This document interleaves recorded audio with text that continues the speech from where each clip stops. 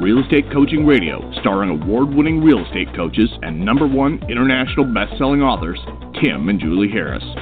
Real Estate Coaching Radio is the nation's #1 daily radio show for realtors who demand authentic, real-time coaching.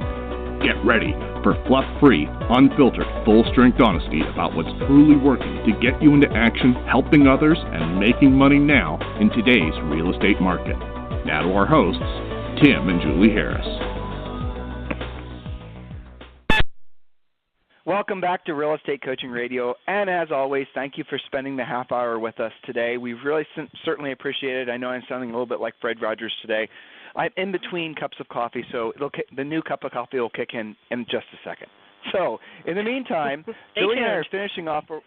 Yeah, stay tuned. So, Julie and I are finishing off where we left off yesterday about don't decrease the goal, increase the effort. And this is the last 5 parts. Hey, Julie, can you call back in? Yep, you got it.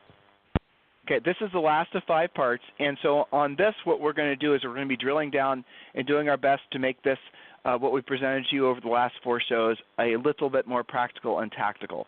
Now, I've been receiving a lot of phone calls, a lot of emails and chats, and just you guys get hold of us every possible way.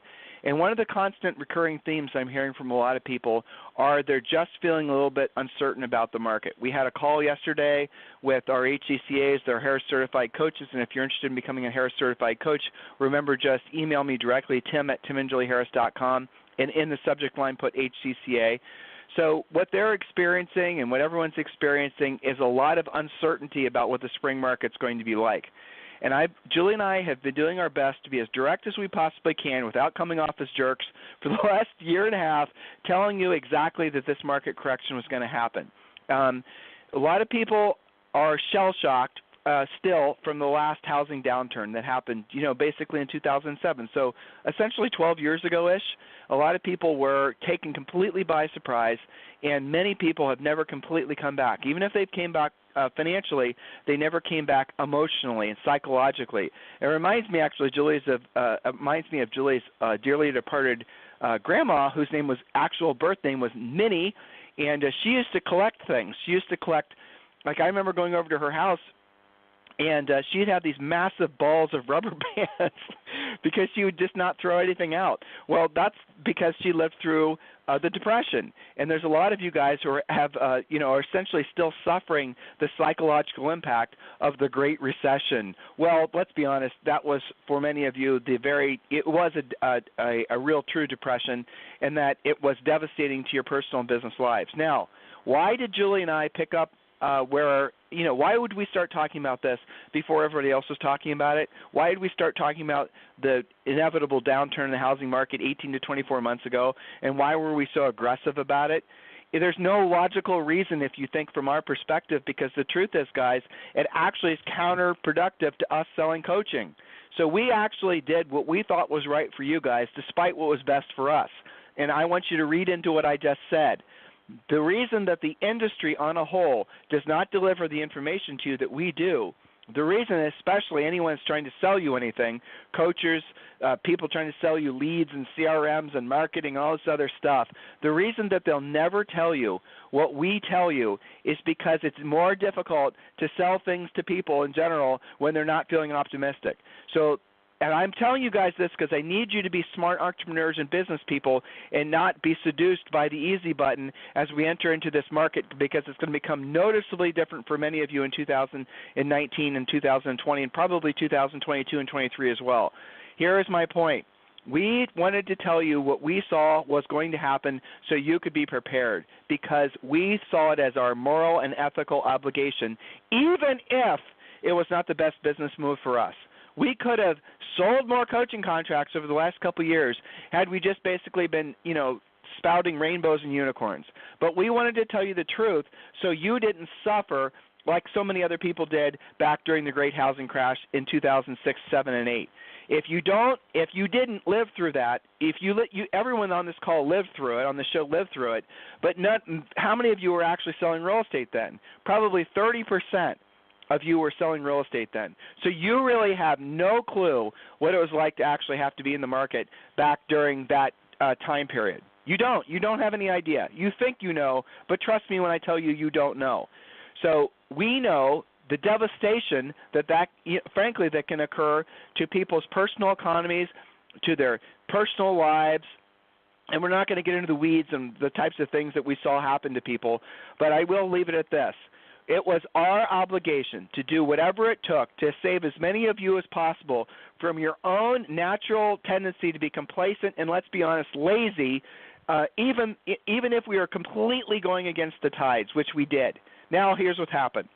First quarter 2019, pretty much everybody is coming around to realize what Julie and I have been telling you guys for the last forever was exactly spot on. And finally, thank God, the industry, not completely, but the industry is actually starting to tell the truth. And I mean it just like that, tell the truth as well. Now, how could I say something that sounds so salacious? And here's why. Because Julie and I talk to the quote-unquote industry leaders, broker owners, managers, team leaders, franchise holders, region holders, whatever you want to call them. We talk to people that are in positions of influence that have been consciously choosing not to use their influence to better prepare you guys for the changing market out of their own self-interest. Do you understand what I just said? Now, there are great brokerages that have been doing what we've been doing. Douglas Elliman, Elite Pacific, and there's a lot of other great brokers who have been absolutely positively giving their agents the best information they possibly could, so the agents could prepare themselves financially and psychologically for a shifting market. But a vast majority of the industry, especially those who are in the business of selling stuff to realtors, they have not been telling what I know they know to be the truth about the changing market out of their own self-interest, right? Now, I need you, all you listening, between 100 and 200,000 if you listen to us on a regular basis, I need you guys to be really, really smart about the decisions that you make going forward in your real estate business, because here's what's going to happen. It's going to get worse for a longer period of time than you can imagine before it gets better. And when it gets better pretty fast. In this changing time, what Julie and I call a phase 2 market, and again, I've been talking about this every single day, and it's really critical that you do this. Go to our website, timandjulieharris.com. and go to the search button, which is in the upper right-hand section of our website, and put in the word real estate reset. You're going to then be able to listen to replays of 4 podcasts we did, which we call, basically the phases of the real estate reset. Go and listen to each of those podcasts. Those podcasts were designed for 2 reasons. One, to educate you as to what to look for in your market to know what phase you're in, phase 1, phase 2, phase 3, phase 4, and then also to educate you so you can educate your customers and your clients so that they too can know what phase the real estate market is in. Do you guys understand what I'm saying here? So go and listen to those podcasts. It is critical for you.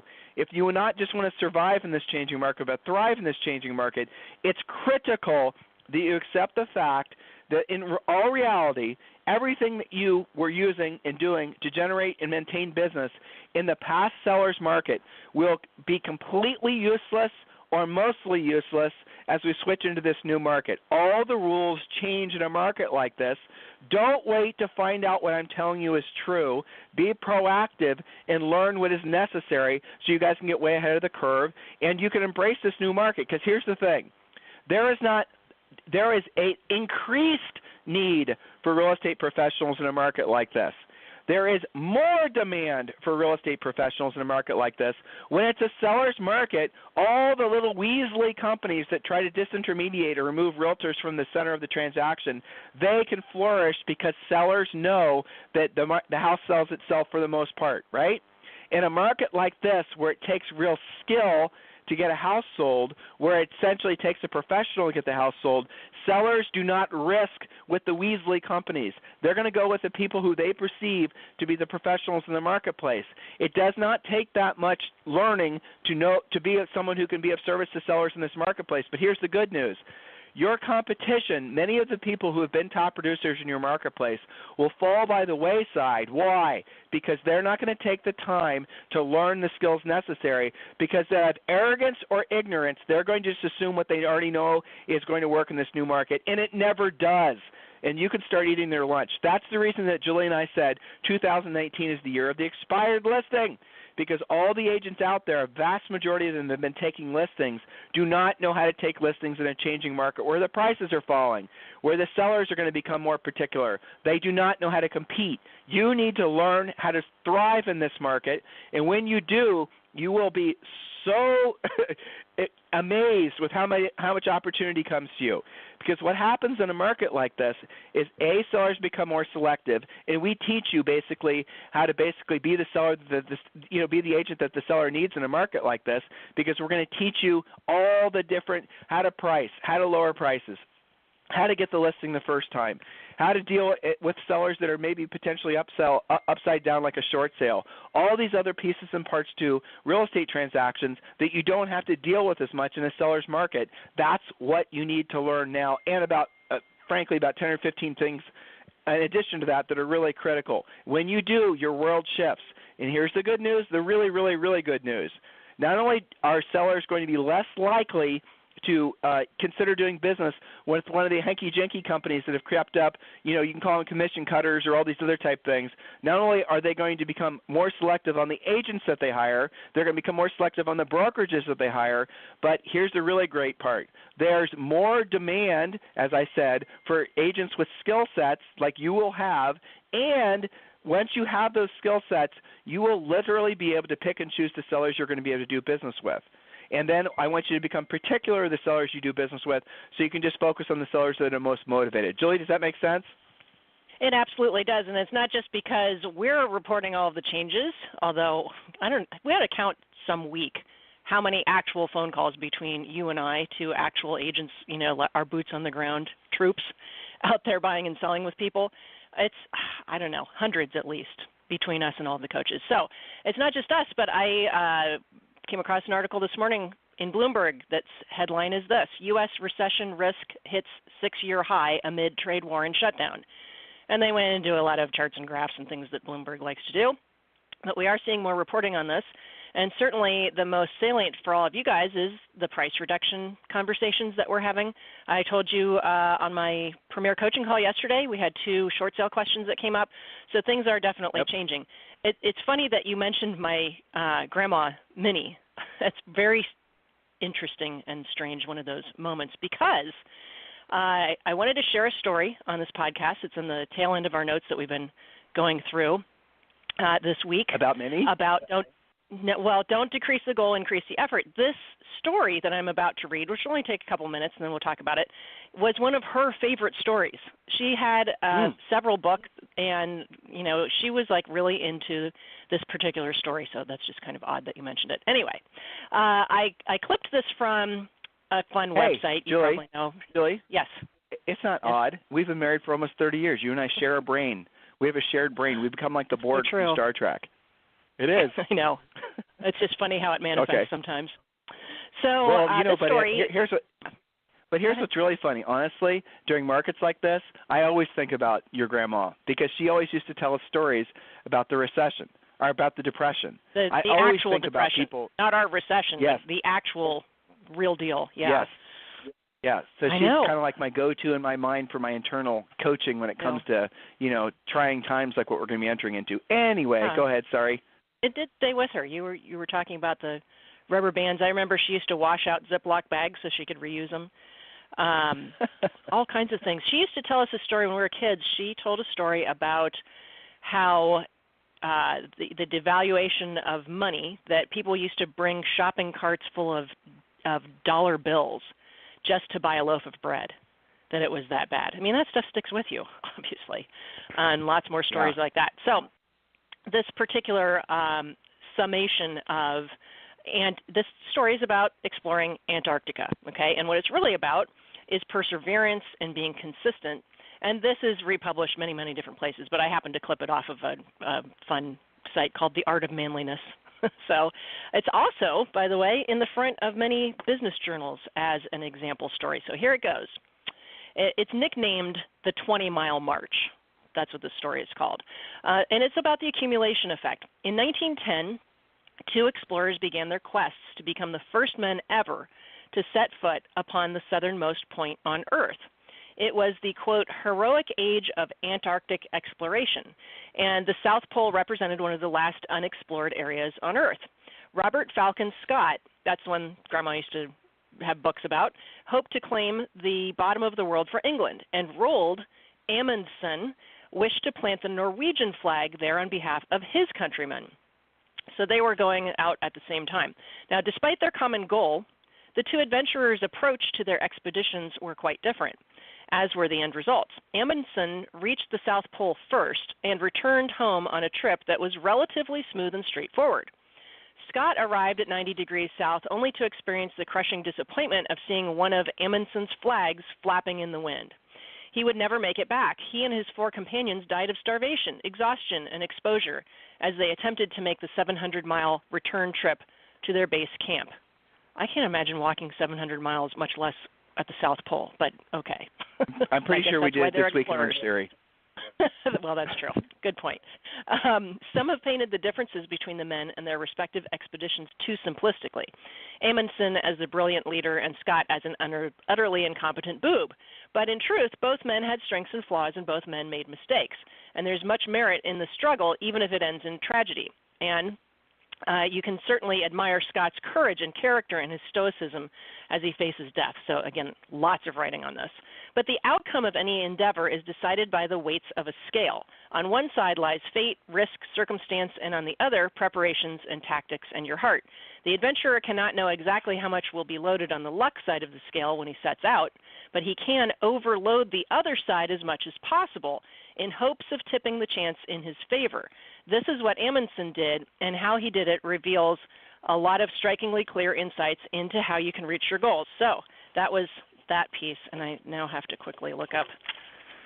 I was just using this in Premiere the other day, the 20-mile. Sorry, I should have had that ready. Basically, it comes down to this.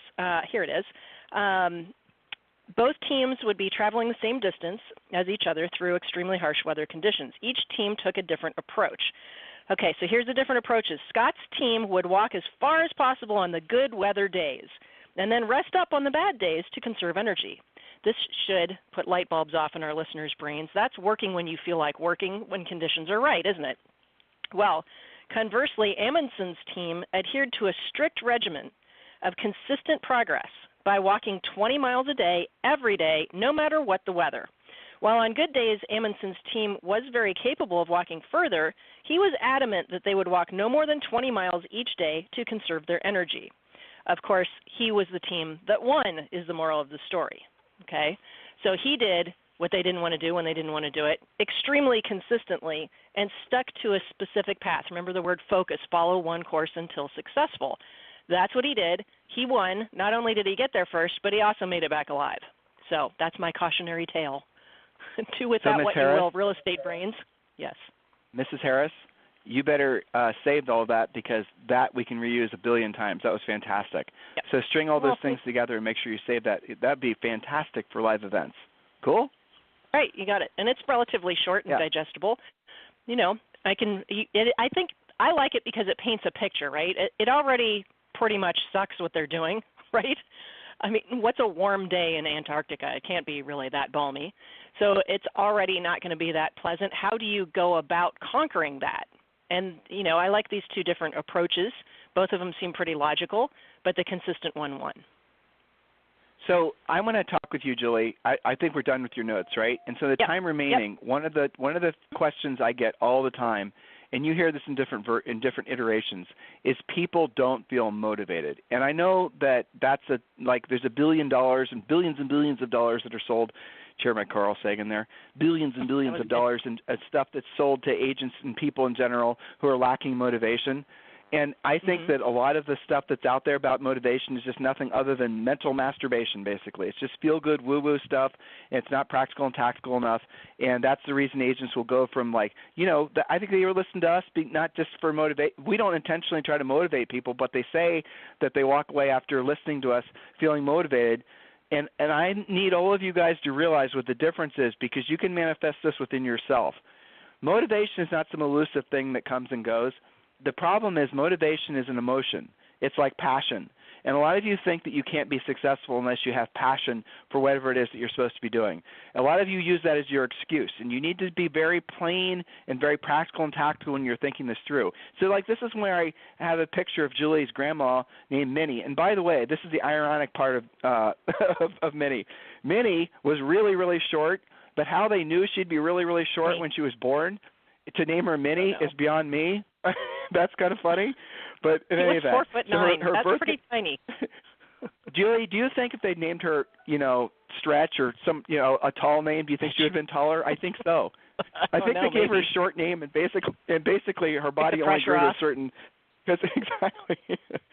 But when I'm thinking about this stuff, I always think back to, a generation or two ago, and how when they would have come across, or had they come across, some of the motivational puffery that's around nowadays, how they would just scoff at it, because they know at the end of the day, the tried and true way to long-term ever levels of increasing success is always about doing what you don't want to do, and you don't want to do it at the highest level.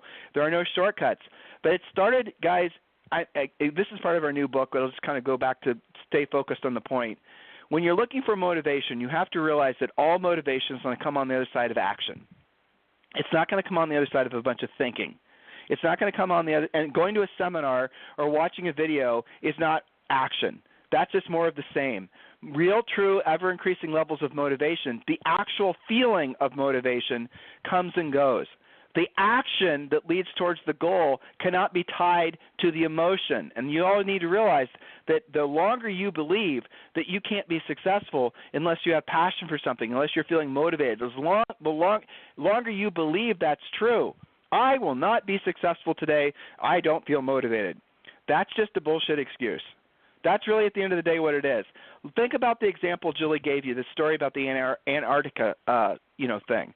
I can tell you for sure that those people were not motivated to walk 20 miles when it was just the worst conditions on the face of the earth, right? I promise you they weren't motivated to do it, but they had to do it regardless because they were doing what they didn't want to do, and they didn't want to do it at the highest level. Do you? How many of you ever do what you don't want to do when you don't want to do it at the highest level? Okay, so let's break that down, because this is where a lot of you get stuck. And I always like to go back to talking about working out, because it's something everyone can visualize themselves doing or not doing, right? All right, so you're going to go to Orangetheory, and you're going to sign up for the you're going to do the thing 3 days a week. You're going to, okay, I'm committed. I'm sick of Tim and Julie making fun of me indirectly because I know I need to lose 20 pounds. So I'm going to do it. This is a new year, the whole thing. Okay, so a lot of people, I don't know if you guys knew this, but it's should be obvious that all these sort of fitness situations, clubs and gyms, they have a surge of membership the end of 1 year into the beginning of the following, because everybody looks in the mirror and says, I'm a fat bastard, I need to lose some weight. And so they say, okay, I'm going to go to Orangetheory. But here's what you see, and I see this happening in our Orangetheory gym too. A whole bunch of new faces that A, won't be there in 2 or 3 months because they quit.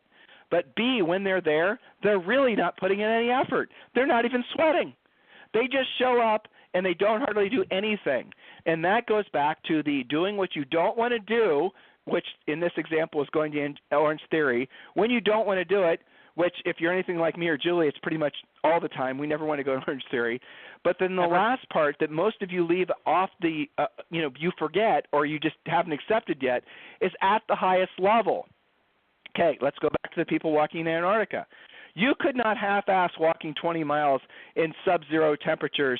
You could not say, you know what, no, I'm good. I'm just going to trail back here, and you guys can go ahead of me. I'm going to walk a little bit slower, and then the polar bears would eat you. So where we fall on our faces is when we say, okay, I'm committed. I'm motivated. Oh, I feel like I'm going to take the world by – okay, and then what happens?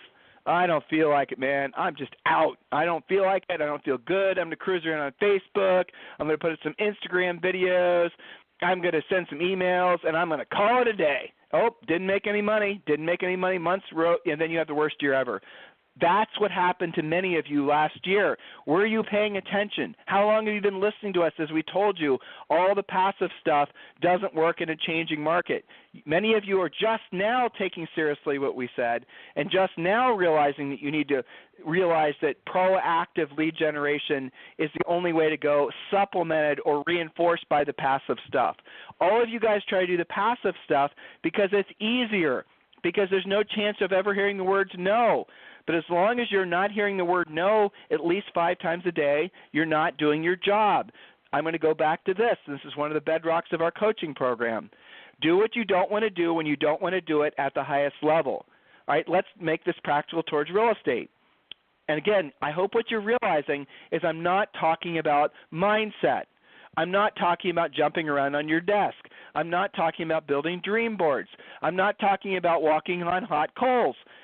Look, if you guys want to do that, it has to be a supplement to the doing of what you don't want to do when you don't want to do it at the highest level. It has to be basically a hobby or sort of an interest.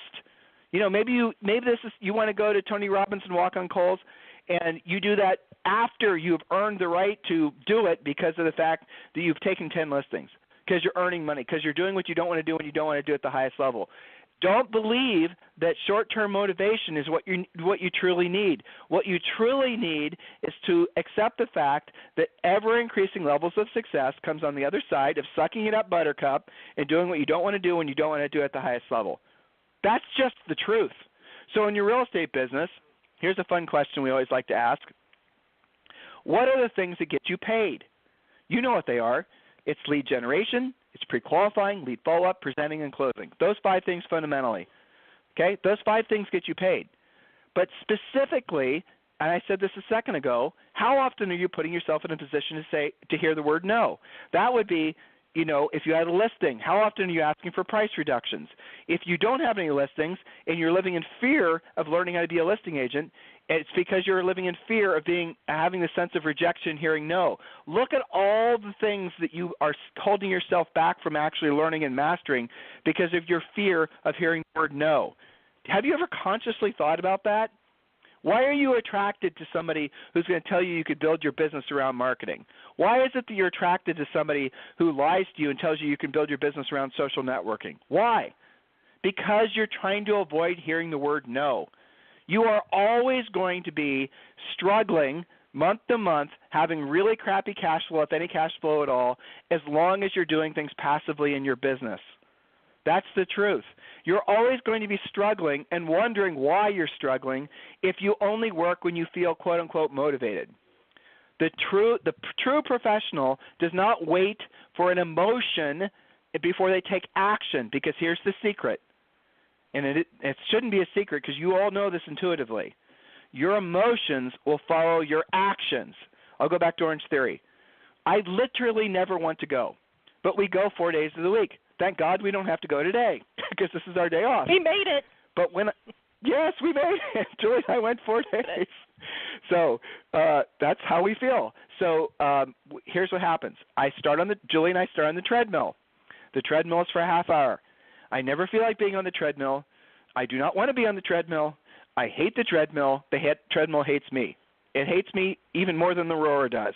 But when I'm on the treadmill, it takes me almost exactly 10 minutes before my emotional state starts to change. I've actually observed my physiological change from feeling, got to do this again, to, hey, this is easy. I kind of enjoy it. It's a physiological change, not a mental one. Interesting. So something changes in the physiology of my body and in yours that causes my emotional state to change. Do you guys understand what I just said? If you're wanting to feel a certain way and you want to feel a certain way consistently, not just now and then, the way you do it is you get into action doing what you don't want to do when you don't want to do it at the highest level. In the course of being in action, your emotions, that of feeling motivated, that of feeling good and optimistic, they always follow. If you try to get the benefit of that feeling and then take the action, you will very rarely actually get anything done. Julie, I'm sure you see people suffering through this on Premiere. Anything you'd like to tell on this? Oh, yeah. Well, I mean, I think fairly logically and analytically, I believe. And if you go back to the Antarctic expedition, the guy that didn't make it, the one that only was taking his guys marching through the snow on nice weather days. Let's call that, doing what they wanted, what they probably didn't want to do, but made themselves do because it was a nice day. The problem with this is that you don't know, especially back then, it's not like they could check their iPhones for the weather report, right? how did they know that they would ever have enough nice days to make it to the finish line, much less to make it back? So if you're only working when you feel like it and you don't know when it's going to strike the mood again, that's not a plan. That's 1,000% winging it. That's how you get eaten by polar bears, right? I mean, there's no planning to that. It's not logical. There's no reason to it. You don't know whether you're going to feel like it 70 days this year or maybe only 7 days where the mood's going to strike you the right way and you're going to actually feel like it.